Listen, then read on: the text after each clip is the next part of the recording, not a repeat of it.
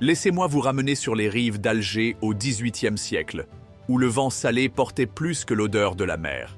C'est là que la légende de Raïs Amidou est née. Amidou, lui, n'est pas né dans la gloire.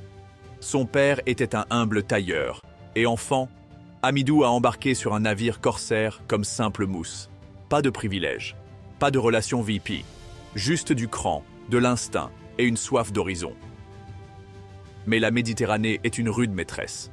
Amidou a appris à lire les vagues, a gagné la confiance de marins aguerris et, pas à pas, a gravi les échelons.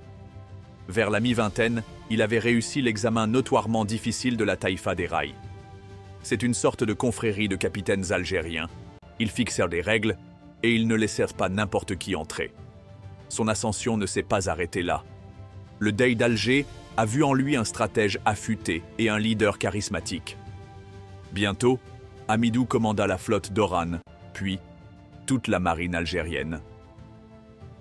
Entre 1788 et 1815, le nom de Raïs Amidou semait la terreur de Lisbonne à Naples.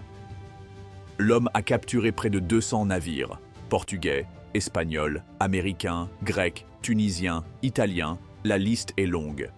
Son astuce préférée? Déguiser son navire en ami, s'approcher, puis frapper à bout portant. En 1802, il s'empare d'une frégate portugaise massive de 44 canons, l'Alburtugalia, et en fait la fierté de sa flotte. Mais voici ce qui distinguait Amidou. Il était dur, mais pas impitoyable. Il traitait les prisonniers avec une humanité rare dans son métier, et il respectait les règles maritimes de l'époque. Ce mélange d'acier et de respect lui a valu l'amour chez lui, et un respect à contre-cœur de la part des puissances européennes. Bien sûr, la Méditerranée n'était pas seulement une scène pour des actes solitaires. En 1811, Amidou affronta une puissante flotte tunisienne. En infériorité numérique, mais sans se décourager, il remporta une victoire éclatante, prouvant que la tactique pouvait surpasser la puissance de feu.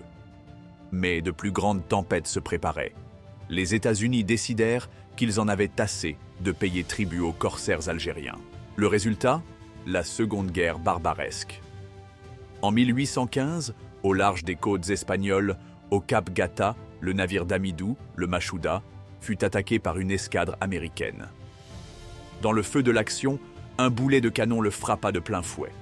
Son équipage l'enterra à Alger, sa ville. La mort de Raïs Amidou a marqué le crépuscule de l'âge d'or des corsaires algériens. Aujourd'hui, son héritage perdure dans le nom de quartiers, de navires de guerre et de statues. Pour beaucoup,